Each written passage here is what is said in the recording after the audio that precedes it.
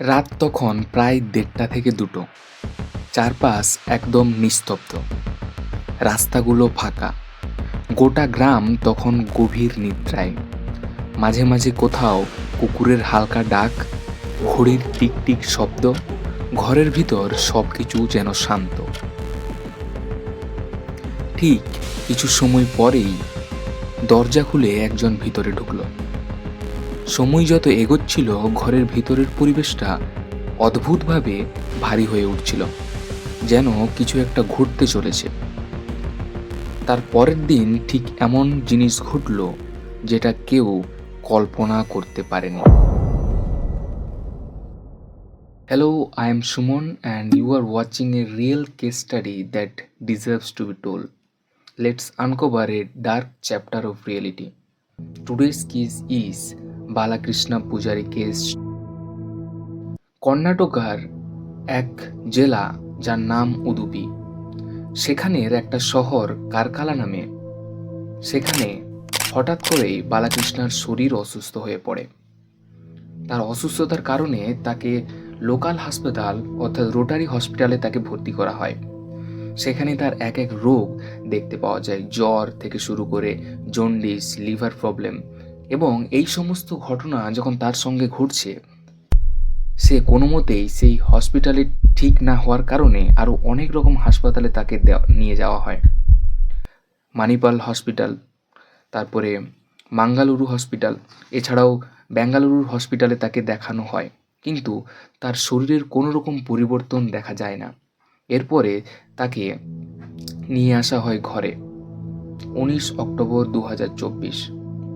ঠিক তার পরের দিন সকাল আর বাকি দিনের মতো ছিল না বালাকৃষ্ণের। বালাকৃষ্ণা কোভিডের আগে মুম্বাই শহরের একটা হোটেলে অ্যাজ এ ম্যানেজার হিসেবে কাজ করত। কিন্তু এই মহামারী যখন শুরু হলো তখন চারিদিক বন্ধ।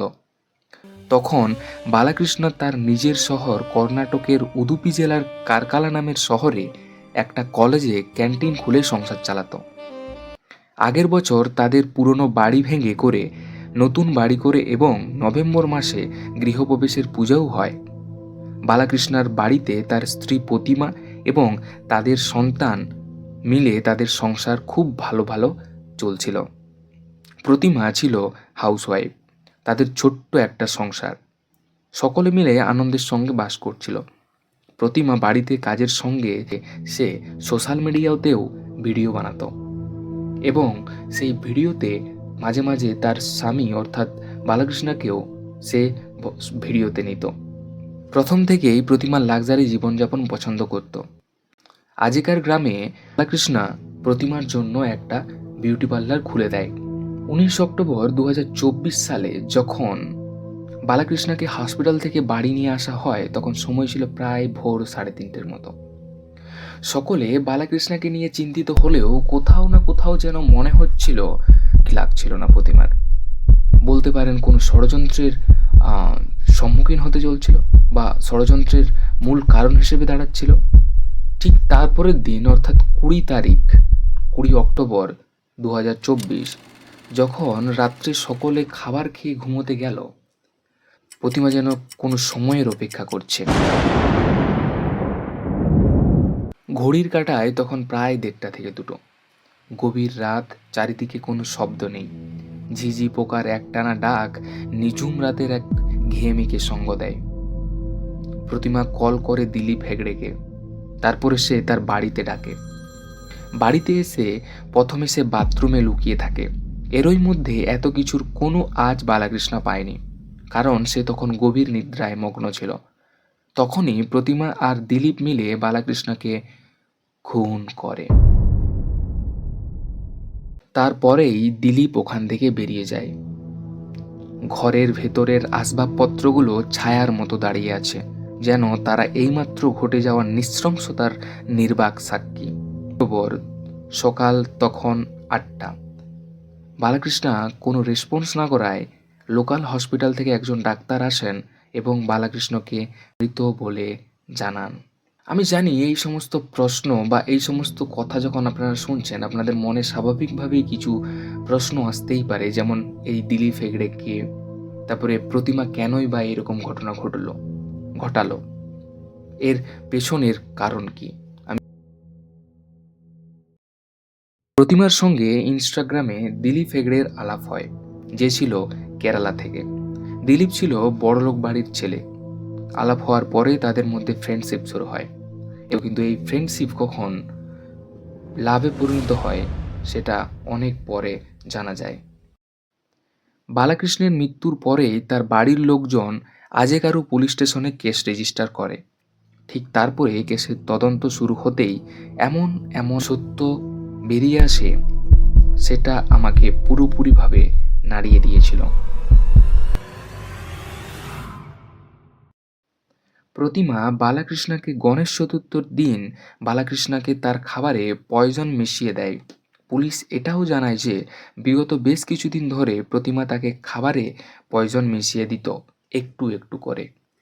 এত কিছু ঘটে যাওয়ার পরেও প্রতিমার ভাই সন্দীপ তার বিরুদ্ধে ছিল। সন্দীপ জানায়, যখন আমার জামাইবাবু অসুস্থ ছিল আমি খুব চেষ্টা করেছিলাম তাকে বাঁচানোর। আমি কিছু টাকাও দিয়েছিলাম, কিন্তু ওনাকে আমি বাঁচাতে পারলাম না। তদন্তে সামনে আসে 20 অক্টোবর রাতে দিলীপ যখন বালাকৃষ্ণের বাড়িতে আসার আগে 100 মিটার দূরে সে তার বাইককে পার্ক করে এসেছিল। একটা একটা করে দিলীপের সব জিনিস পুরো ক্লিয়ার করছিল যে দিলীপ এই কেসে পুরো জড়িত। তার স্কুটি, মোবাইল, সিম কার্ড, তার i20 গাড়ি সিজ করা হয়। 25 অক্টোবর 2024 তাদের দুজনকে গ্রেপ্তার করা হয়। প্রতিমাকে নভেম্বর 7 তারিখ পর্যন্ত জুডিশিয়াল কাস্টাডিতে রাখা হয়। দিলীপ হেগড়ের বাবা কারকালা শহরের বড় বিজনেসম্যান ছিলেন। তার বাবা মিডিয়াকে জানায় যে তার ছেলে ইনোসেন্ট এবং তার নামে একটা পুজোও করানো হয় কারকালাতে। তথ্য অনুযায়ী এই কেসে দিলীপকে জামিন মঞ্জুর করেছে রাজ্যের হাইকোর্ট এপ্রিল 3, 2025। এই সিদ্ধান্তটি এমন এক সময়ে এলো যখন এই আগে 2025 সালের 4 মার্চ উডুপি দ্বিতীয় অতিরিক্ত জেলা হেগড়ের জামিনটা খারিজ করেছিল। আমার মতে এই কেসটা আমাদের একটা জিনিস খুব স্পষ্ট করে দেখায়, আমরা যাদের খুব বেশি বিশ্বাস করি তারা যে সবসময় ঠিক হবে বা তারা সবসময় যে সেফ হবে এমনটা কিন্তু নয়। এখানে একটা বড় প্রশ্ন দাঁড়ায়, যেটা কেউ কি কখনো বুঝতে পেরেছে বা পেরেছিল যে তার পাশে বসার মানুষ, সবচেয়ে বিশ্বাসকারী মানুষ, যে এমনটা পরিকল্পনা করবে বা এমন ষড়যন্ত্র মনের মধ্যে রাখবে। স্ত্রী মানে শুধু মাত্র জীবনসঙ্গী নয়, স্বামীর কাছে পৃথিবীর সবচেয়ে নিরাপদ এবং বিশ্বাসযোগ্য জায়গা। বাদবাকি ভিডিওটা কেমন লাগলো অবশ্যই জানাবেন। আর আপনার কি মনে হয় যে এই কেসে যাদের অভিযুক্তদের সাজা কি আরও দেওয়া যেত, নাকি এটাই উপযুক্ত? অবশ্যই আপনার কমেন্ট আমাদের সহযোগিতা করবে এই কেসটাকে আরও ভেতর দিকে ঢোকার জন্য। তবে দেখা হচ্ছে আরও একটা নতুন কেসে। ততক্ষণ ভালো থাকুন, সুস্থ থাকুন, এটুকুই বলবো। সতর্ক থাকুন।